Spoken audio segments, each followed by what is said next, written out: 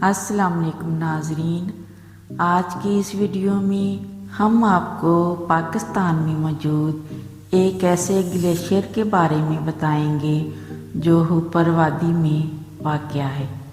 اس سے پہلے کہ ہم اس خوبصورت گلیشیئر کے بارے میں بتائیں، آپ سے درخواست کرتے چلیں کہ یوٹیوب کے اس منفرد چینل دلکش ٹی وی کو سبسکرائب کرتے ہوئے ساتھ موجود گھنٹی کے بٹن کو بھی دبا دیں تاکہ ہر نئی آنے والی ویڈیو کی نوٹیفیکیشن آپ تک پہنچتی رہے۔ آئیے ناظرین، چلتے ہیں آج کے موضوع کی جانب۔ وادی ہوپر گلگت بلتستان میں نگر کی ایک انتہائی خوبصورت وادی ہے جو شہر قراقرم پر وادی ہنزہ کے مخالف سمت واقع ہے، جہاں دریائے نگر کی ابتدا ہوتی ہے۔ یہ وادی نگر خاص سے صرف 10 کلومیٹر کے فاصلے پر ہے۔ بلند و بالا پہاڑوں میں گھری یہ وادی، جہاں سے دنیا کے 3 بڑے گلیشیئر میں سے ایک ہوپر گلیشیئر بھی ہے، اور دوسری بلند ترین جھیل رش جھیل کا بیس کیمپ ہے جس کی بلندی 4694 میٹر ہے۔ اس وادی میں موسم بہار اپریل کے بعد شروع ہوتا ہے اور جون کے آخر تک ختم ہو جاتا ہے، اور یہ کبھی کبھار اگست ستمبر تک بھی چلا جاتا ہے، اور پھر بہار کے بعد یہ وادی برف کی چادر اوڑھ لیتی ہے۔ عام طور پر کسی بھی گلیشیئر کی موجودگی کے لیے تمام سال ٹھنڈک کا ہونا ضروری ہے، اور یہ یقینی طور پر نہایت بلندی کی وجہ سے ممکن ہے۔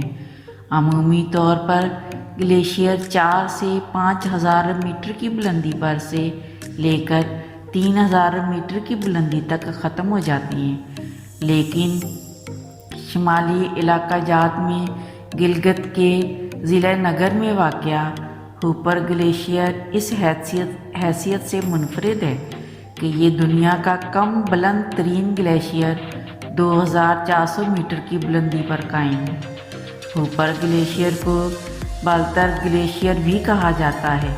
یہ دونوں ناموں سے مشہور ہے، اور اس گلیشیئر کے اطراف میں متعدد دیگر چوٹیاں بھی موجود ہیں جو یہاں کی خوبصورتی اور شہرت کا سبب بنی ہوئی ہیں۔ ہوپر نہ صرف ان چوٹیوں اور گلیشیئر کی وجہ سے سیاحوں کی دلچسپی کا مرکز ہے، بلکہ ایک گول وسیع ہموار وادی کی شکل میں، جس کے اطراف بلند پہاڑی چوٹیاں ہیں اور سرسبز فصلوں کی موجودگی میں ایک حسین پہاڑی گاؤں ہے۔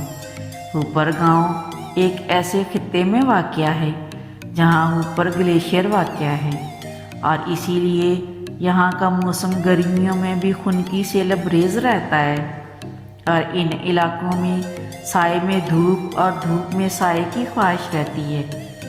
یہاں کے لوگ سادہ اور مہمان نواز ہیں، اور زیادہ تر کاشتکاری، مویشیوں کی دیکھ بھال اور سیاحت کے پیشے سے منسلک ہیں۔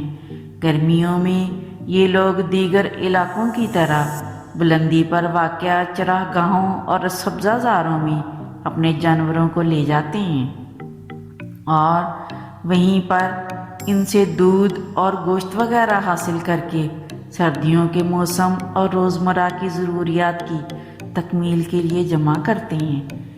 بلند چراگاہوں میں جہاں ان جانوروں کی وافر مقدار میں چارہ ملتا ہے، وہاں ان کی زندگی کو بھی خطرہ لاحق رہتا ہے۔ وہاں کے برفانی چیتے ان بھیڑیوں پر حملہ کرتے ہیں، اور گوشت کم اور خون کے زیادہ شوقین ہیں۔ اپنی پیاس بجھانے کے لیے بیک وقت کئی جانوروں کا شکار کرتے ہیں۔ اس وجہ سے جانوروں کا گوشت بھی ضائع ہو جاتا ہے اور نقصان بھی زیادہ اٹھانا پڑتا ہے۔ ہوپر میں داخل ہو کر کوئی ہرگز اندازہ نہیں لگا سکتا کہ اس کے آس پاس کوئی گلیشیئر بھی موجود ہے جب تک اس کا بتایا نہ جائے۔ گاؤں کے آخری سرے پر ایک نسبتاً بلند ٹیلے یا نزدیکی پہاڑی پر جا کر گلیشیئر کا مشاہدہ کرنا حیرت انگیز اور اچھوتا تجربہ حاصل ہوتا ہے۔ ہوپر گلیشیئر کی برف کئی سو سال سے نہیں پگھلی ہے، حالانکہ یہ بہت گرم علاقہ ہے۔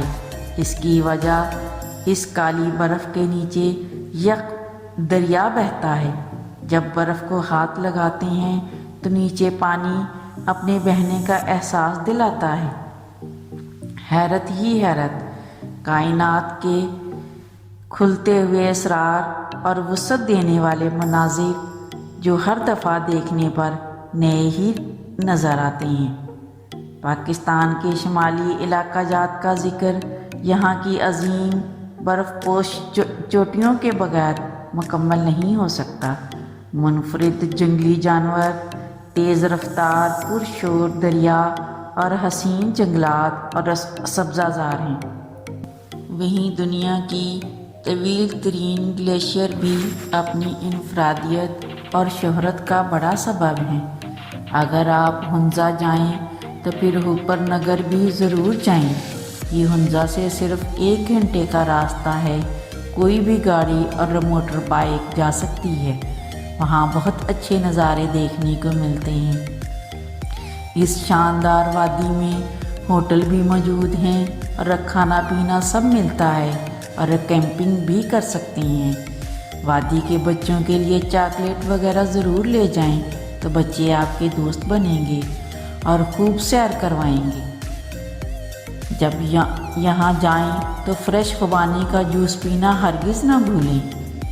گلیشیئر پر جب جائیں تو دھوپ کے چشمے کا استعمال ضرور کریں، ورنہ آنکھوں کو نقصان بھی پہنچ سکتا ہے۔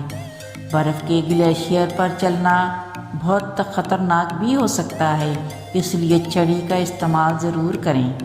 ان پہاڑوں میں روبی، یاقوت وغیرہ قیمتی پتھر بھی پائے جاتے ہیں، جنہیں مقامی لوگ ڈھونڈ کر فروخت بھی کرتے ہیں۔ آخر میں اور سب سے اہم بات کہ جہاں بھی جائیں وہاں گندگی ہرگز نہ پھیلائیں اور وہاں کی صفائی کا خاص خیال رکھیں۔ نیز ہماری کاوشوں کا صلہ ویڈیو کو لائک کر کے دیں، فیس بک، واٹس ایپ اور اپنے دیگر سیاحت کے شوقین دوستوں کے ساتھ شیئر کرتے ہوئے ہماری حوصلہ افزائی بھی کیجیے، اور کمنٹ باکس میں اپنی قیمتی تجاویز سے ضرور آگاہ رکھیے گا۔ آج کی ویڈیو میں بس اتنا ہی۔ اللہ نگہبان۔